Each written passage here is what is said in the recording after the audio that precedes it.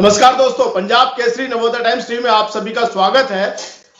33 लाख बच्चे, देश में लगातार बढ़ते कोरोना के मामले और खासतौर से दिल्ली की बात करें तो दिल्ली में हर दिन बहुत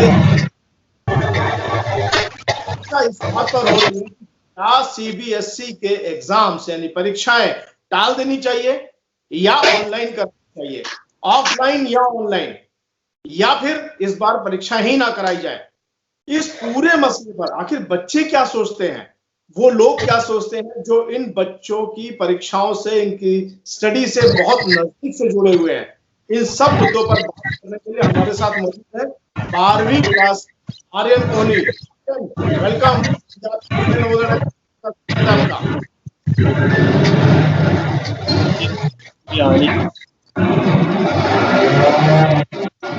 निहार का आपका स्वागत है, वेलकम। Thank you sir. और इन सभी मुद्दों के एक्सपर्ट हमारे साथ एजुकेटर केशव अग्रवाल, शिक्षाविद हैं और बहुत नजदीक से इन सब मुद्दों पर अपनी पकड़ रखते हैं। केशव अग्रवाल जी, पंजाब केसरी नवोदय टाइम्स में स्वागत है, नमस्कार। धन्यवाद। नमस्कार अनिल जी। केशव जी, सबसे पहले हम बच्चों से जानते हैं कि उनके मन में क्या चल रहा है। Aryan, what do you think, इस बार एग्जाम्स होने चाहिए, नहीं होने चाहिए, ऑफलाइन होने चाहिए, ऑनलाइन होने चाहिए? आई थिंक दैट अभी जैसी सिचुएशन चल रही है कोविड की, तो it is at high risk that exams लेना बहुत दिक्कत वाली बात हो सकती है बच्चों के लिए एज वेल एज टीचर्स के लिए जो इन्विजिलेट करेंगे एग्जाम्स। सो मेरे को लगता है कि इनको कोई और ऑल्टरनेटिव तरीका निकालना चाहिए, या तो इंटरनल एग्जामिनेशन से या कोई असेसमेंट से इनको उनका रिजल्ट निकाल के करना चाहिए, बिकॉज बोर्ड एग्जाम में बहुत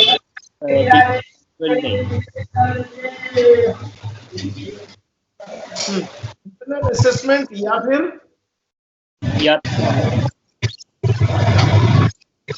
जो बच्चे कहते हैं कि मैं तो 90% प्लस वाला स्टूडेंट हूँ, कहते हैं अगर इंटरनल असेसमेंट में हम जाएंगे तो हमारे मार्क्स बहुत कम आएंगे।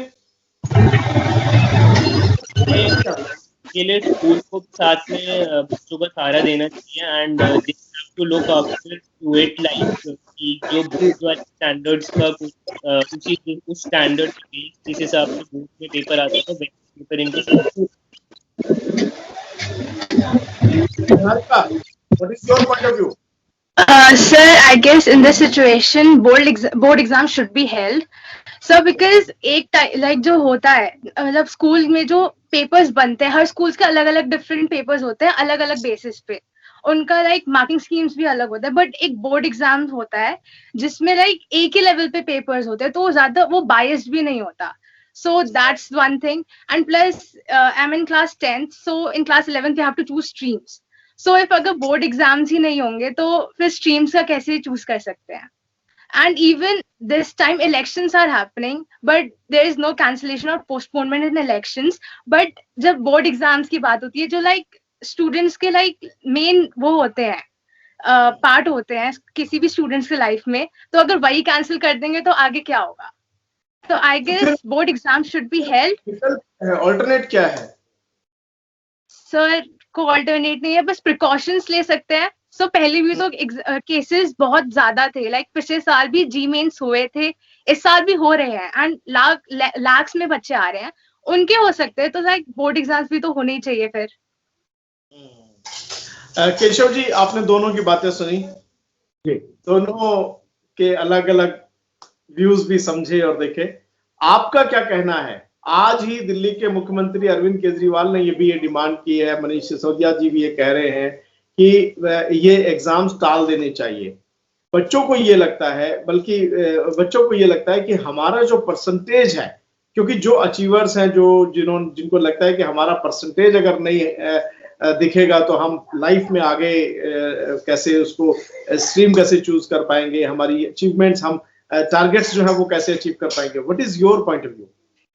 देखिए, पहले तो मैं ये कहूंगा कि जितने भी ऊंचे पद पे हैं, स्टेटमेंट एकदम से देके पैनिक क्रिएट ना करें। और उनको लगता है जितने भी इतने इंटेलेक्चुअल्स हैं, पहले थोड़ी ब्रेनस्टॉर्मिंग करके ऑप्शंस निकाल लें, क्योंकि कोई भी स्टेटमेंट आता है तो बच्चों में, अभिभावक में, शिक्षकों में एक असमंजस की स्थिति पैदा हो जाती है। आप एक स्टेटमेंट। दूसरी चीज, इस वक्त अगर हम देखें जो पिछले साल के केसेस थे उससे कहीं ज्यादा है और अभी आप पीक पे नहीं आए।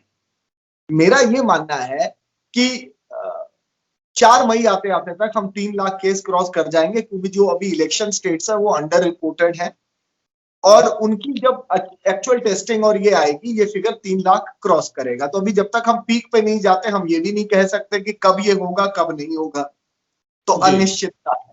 और 4 मई बहुत करीब आ गया है, तो अगर अभी ये सोचना शुरू नहीं करेंगे तो कब सोचेंगे। और बहुत जल्दी कोई ना कोई सुप्रीम कोर्ट जाएगा इसको लेके, अभी बहुत जल्दी कोई ना कोई जाएगा और बच्चों के मन में एक असमंजस बना रहेगा।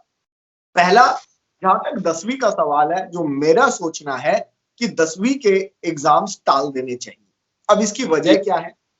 आज से 2 साल पहले भी इंटरनल असेसमेंट होता था और उसी के बेसिस पे बच्चों को नंबर देके 11th में एडमिशन देते थे।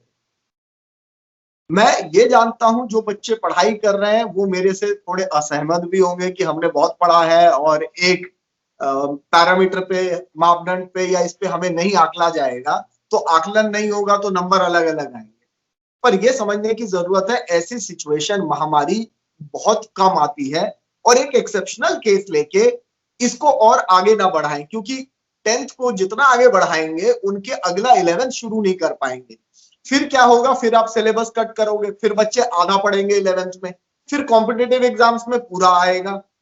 तो क्यों ना ये तो हम डिसाइड करें कि 10वीं को प्लीज बाहर कर दें। बहुत ज्यादा है तो स्कूलों को एक सेट जो बोर्ड ने पेपर बनाया भेज दें, वो उसको ऑनलाइन कंडक्ट करें और पुराने एग्जाम्स के साथ मिला के नंबर दे दें, ताकि अभिभावक, शिक्षक और बच्चे जो भी हैं उन सबको राहत मिले। 10वीं में तो देखिए इतना बड़ा बोर्ड है, कुछ बच्चे होते तो हम कर लेते, ये बोर्ड को बहुत जल्द फैसला लेना चाहिए। अब और पोस्टपोन करके 10वीं के लिए दिक्कत हो जाएगी।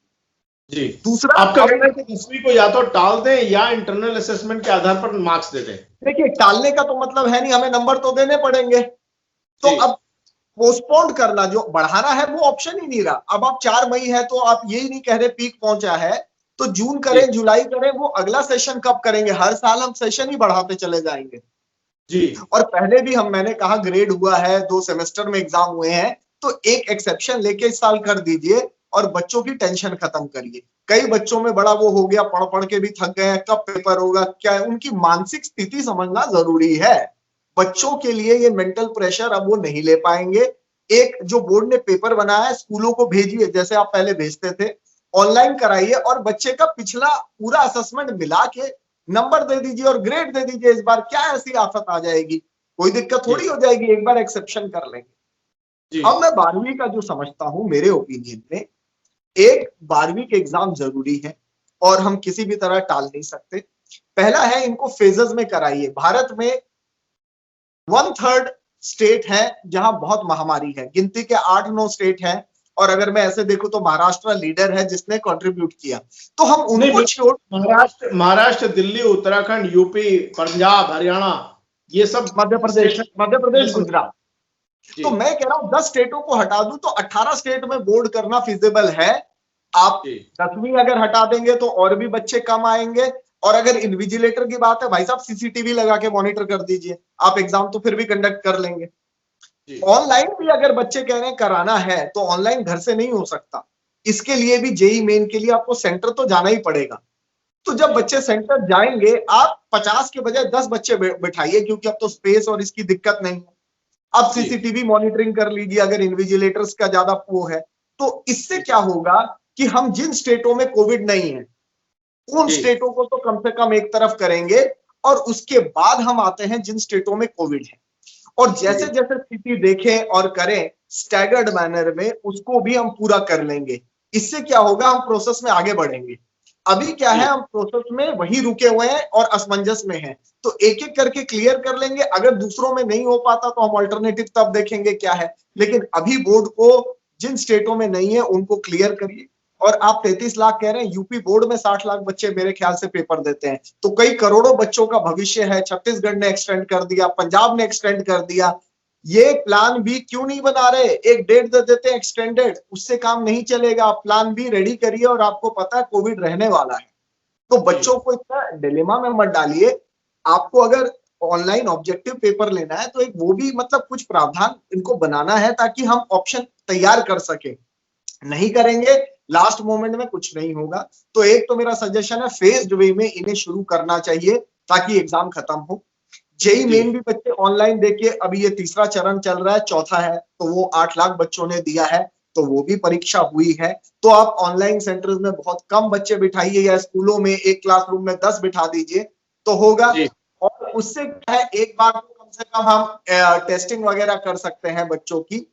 तो एक बार ये प्रावधान कर दीजिए, शुरुआत में अगर टेस्ट करके बच्चों ने एग्जाम शुरू किया है तो डर भी नहीं होगा कि बच्चा है। तो शुरुआत में आरटीपीसीआर रिपोर्ट अगर बच्चा दे रहा है तो उससे ये है कि कोई बच्चा सेंटर में पॉजिटिव नहीं जा रहा। और बाकियों के लिए आप प्रावधान इंप्रूवमेंट का इमीडिएटली रखिए, जहां नहीं करा पाए या नहीं हुआ, आप इस एग्जाम के बाद इंप्रूवमेंट भी कराएंगे तो भी तो होगा। तो हम 3 महीने का स्पैन अगर बना लें कि परीक्षा खत्म करनी है 2 महीने का, फेज्ड वे में हो जाएगा, किसी को नहीं। लेकिन एकदम से हम स्टेटमेंट ये कर दे एग्जाम हटाइए, ये करिए, प्लान बी तो बना लीजिए बच्चों को। और एक चीज मैं डीयू से दरख्वास्त करूंगा इस बार, कृपा करके बच्चों के लिए एंट्रेंस एग्जाम ना रखें इस बार।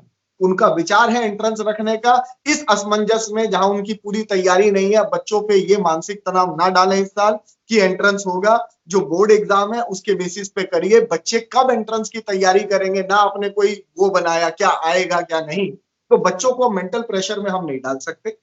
12th में एग्जाम इसलिए भी खत्म नहीं कर सकते कि बाहर बोर्ड जो इंडिया से बाहर बच्चे जाते हैं उनका एडमिशन इसी बेसिस पे होता है। तो हम इसको टाल देंगे तो वो एडमिशन कैसे लेंगे, वो एक्सेप्ट नहीं करेंगे। तो इस कारण को भी हमें देखना है और यूनिवर्सिटीज और आगे कैसे करेंगी वो देखना है। और आप देखिए नीट का एग्जाम इन्होंने अगस्त में रखा है, अभी अगस्त में नीट का परीक्षा होनी है। तो जुलाई तक मैं ये मानता हूं बोर्ड चाहेगी एग्जाम भी कर देगी, और जो बच्चों के एग्जाम हो जाएंगे उनकी अगर चेकिंग हो गई तो इनके पास लोड भी कम होगा जुलाई में करने का।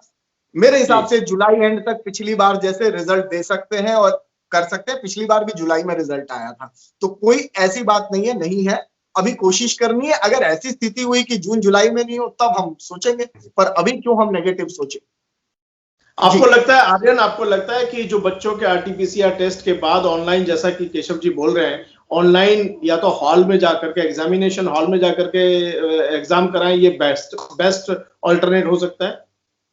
एक वन ऑफ द ऑल्टरनेटिव्स हो सकता है। ये कुछ एफिशिएंसी तो देगा, बट अगर हम टेस्ट भी करा देंगे उनका तो ये भी 100% इंश्योर नहीं करता कि उसके बाद कहीं किसी को कोरोना कैच ना हो जाए, एंड उसके बाद भी ट्रांसमिशन हो सकते हैं, कुछ एसिम्प्टोमेटिक केसेस भी हो सकते हैं। तो एक तरह का ऑल्टरनेटिव हो सकता है, बट ये भी 100% एफिशिएंट नहीं है। बट प्रिकॉशन तो आपको लेना ही पड़ेगा, क्योंकि वहां पे भी सोशल डिस्टेंसिंग और वो सारे प्रिकॉशंस तो लेने ही पड़ेंगे आपको। तो लेने ही पड़ेंगे प्रिकॉशंस के। निहार का मैं सम अप करने से पहले एक बार आपसे पूछना चाहूंगा, क्या 10th के एग्जाम्स आपको लगता है, जैसा केशव जी कह रहे हैं, कि इनको इस बार स्क्रैप करके और इंटरनल असेसमेंट के आधार पर मार्क्स दे देने चाहिए? सर जो अभी केशव सर ने कहा, तो अगर वैसे सोचे तो कर सकते हैं, बट फिर एक वो होता है ना कि बोर्ड एग्जाम्स देना है, एक जो सबके दिमाग में होता है कि 10th का एक बोर्ड देंगे, तो सर वो उसका वो हो जाता है, वो खत्म हो जाएगा। बट हाँ, इफ अगर केसेस का इतना ज्यादा बढ़ रहे हैं तो हो सकता है ऑल्टरनेटिव, बट इफ अगर प्रिकॉशंस ली जाए तो पॉसिबिलिटी की हो जाए। मेरे को भी अगर एग्जाम्स 10th का एग्जाम्स बड़े इंपॉर्टेंट होते हैं एंड एक लाइफ लॉन्ग मेमोरी होती है, वो बात भी सही है, बिकॉज मैंने भी दिए थे अपने 10th के एग्जाम्स एंड एक एक्सपीरियंस बहुत इंपॉर्टेंट है 12th के बोर्ड एग्जाम्स को प्रॉस्पर करने के लिए। बट इस एक्सेप्शनल केस में लाइक अब हम क्या कर सकते हैं, तो लाइक मजबूरी सी बन गई है। Aryan, emotional memories are very less than the life. Yeah, exactly. Health factor is the main factor to look up to. Exactly. सबसे पहले हमें अपनी जान बचानी है, बाद में मेमोरीज और लाइफ और करियर और अचीवमेंट्स और टारगेट्स हैं। केशव जी, मैं अगर आपसे सम अप करने से पहले सिर्फ 3 पॉइंट जानना चाहूं कि 10th को हम छोड़ देते हैं, 12th के लिए आपका दिल्ली के लिए क्या सजेशन है? ऐसे 3 बड़े पॉइंट सिर्फ दिल्ली के लिए। देखिए दिल्ली के लिए जो कोविड से सबसे ज्यादा प्रभावित राज्य हैं, पंजाब, दिल्ली, उत्तराखंड, यूपी, ऐसे राज्य जो हैं। देखिए दिल्ली के लिए तैयारी करें, सेंटर्स को सैनिटाइज करें, सोशल डिस्टेंसिंग, मास्क, क्योंकि आज वैक्सीन लगाने के बाद भी अगर हम पॉजिटिव हो रहे हैं प्रिकॉशन ना लेके तो आपको प्रिकॉशन तो लेना ही पड़ेगा। और अगर आप प्रिकॉशन लेके चल रहे हैं तो मुझे नहीं लगता कि हम परीक्षा नहीं करा पाएंगे। देखिए कुछ केसेस आएंगे, हमारे देश बहुत बड़ा है, दिल्ली की भी बहुत ज्यादा बच्चे हैं। दूसरा, मैं फिर भी ऑनलाइन नहीं कहूंगा, सेंटर्स पे जाके एग्जाम हो, क्योंकि जब सेंटर पे होना है तो ऑनलाइन क्यों करना है, आपको वहीं पे पेपर करें, वो ज्यादा बेटर है। और सोशल डिस्टेंसिंग होगी तो बच्चे कर सकते हैं, ऐसी कोई दिक्कत नहीं आएगी। मैं बस ये कहना चाह रहा हूं, जहां महामारी ज्यादा है, दिमाग में डर है, उसमें बच्चों को परीक्षा ना ली जाए, क्योंकि जहां केसेस बहुत है। लेकिन जहां नहीं है वो बच्चे क्लियर हों, उनकी कॉपियां भी चेक हो जाए, ताकि बोर्ड को रिजल्ट डिक्लेयर करते वक्त एक साथ लोड ना आए। टाइम भी अलग अलग रखा जा सकता है, जैसे मान लीजिए ए से एफ तक के बच्चे जो है वो सुबह 9 बजे आ जाएं, बाद के बच्चे 12 बजे आ जाएं, और दोनों को क्लैश ना होने दें। इसकी जरूरत इसलिए नहीं पड़ेगी, अभी सारा स्कूल खाली पड़ा है, और 10वीं अगर परीक्षा भी नहीं दे रही तो हर reporting time, Keshav ji reporting time रहेगा एक, तो फिर भीड़ लगेगी। हाँ, रिपोर्टिंग टाइम थोड़ा हम 1-1 घंटे का गैप करके पेपर कर सकते हैं, ताकि 10:30, 1:30 और 11:30 से 2:30 हो जाएगा, तो बहुत आराम और जाने वाले बंच ना हो, एक पाइलअप ना हो। हाँ। और दूसरा, अब सीबीएसई ने प्रावधान रखा हुआ है बहुत सारे क्वेश्चन पेपर का, जब से पेपर लीक हुआ तो हर रीजन का पेपर अलग आता है, तो इसमें थोड़ा बहुत कुछ बच्चों को टाइम ज्यादा मिल गया, कुछ को कम मिल गया, एक ये रहेगा। लेकिन जैसे इस बच्ची ने कहा, इलेक्शंस भी हो रहे हैं, आप रैलियों में भी लोगों को बुला रहे हैं, वोटिंग में ही तो आप डिस्टेंसिंग कर रहे हैं, तो बच्चे तो परीक्षा में डिस्टेंसिंग के साथ जा रहे हैं, मेंटली भी टफ होंगे, और थोड़े बड़े हो गए हैं। मुझे पता है पेरेंट्स के लिए बहुत बड़ा रिस्क है, लेकिन स्टैगर्ड मैनर में आप 3 महीने में परीक्षा कराने चाहें, आप फिर सुनिए, पिछली बार आपने जुलाई के बाद रिजल्ट दिया था और अगस्त में आप नेट करा रहे हैं, तो आपके पास अभी समय है, मई, जून, जुलाई, आप 12th को तो आराम से करा सकते हैं। 10th को इसलिए कह रहा हूं, उनका सेशन शुरू होना बहुत जरूरी है। 12th का तो आगे का प्रोसेस है, जो 80% तो हमें इंडिया में ही करना है, जो 10-15% बाहर जाएंगे उनके लिए है। हम अपनी यूनिवर्सिटीज सबको इस तरीके से मोल्ड कर सकते हैं। तो मेरा मानना है 3 महीने में अगर ये प्लान करेंगे तो किसी को टेंशन नहीं होगी। थोड़ा इन 10 राज्यों को कम से कम, जहां बहुत ज्यादा केसेस हैं, उनको एक्सेप्शन लेते हुए शुरुआत करेंगे तो रिजल्ट भी आने लगेंगे और हम सब मिलके करा पाएंगे। और नहीं करा पाएंगे तो फिर देखेंगे, बाकी तो जैसे सरकार और एचआरडी मिनिस्ट्री, सीबीएसई, इन सब का सोचना, क्योंकि यहाँ भी बहुत बुद्धिजीवी लोग हैं, अनुभवी लोग हैं, को इतना एक्सपीरियंस है, तो ये जरूर सोचेंगे और कुछ निकालेंगे। जी बिल्कुल। ये देखिए, मैं अपने सभी दर्शकों को और उनके पेरेंट्स को और अभिभावकों को ये कहना चाहूंगा कि यहाँ पर मुख्यतः 3-4 बातें निकल करके आई हैं। सबसे पहले सुरक्षा है, दूसरी उसके बाद बच्चों के इमोशंस और एग्जाम्स हैं, और उसके बाद कंपटीशन है, क्योंकि जब भी आप कोई एग्जाम में बैठते हैं तो कंपटीशन टारगेट्स होते हैं, और यहाँ उन्हें भी ध्यान में रखना है। एक बहुत बड़ी बात निकल करके आई, वो ये कि डीयू इस बार एंट्रेंस की ना सोचे, क्योंकि बच्चे जो हैं वो मजबूती या मानसिक तौर पर उसके लिए तैयार नहीं है, क्योंकि एक कंपटीशन और उसका सामना करें उसके लिए बच्चे तैयार नहीं है। दोनों बच्चे आप हमारे साथ जुड़े, आपका बहुत बहुत धन्यवाद। Thanks a lot, and Keshav ji thank you so much. Thank you so much. Thank you, sir.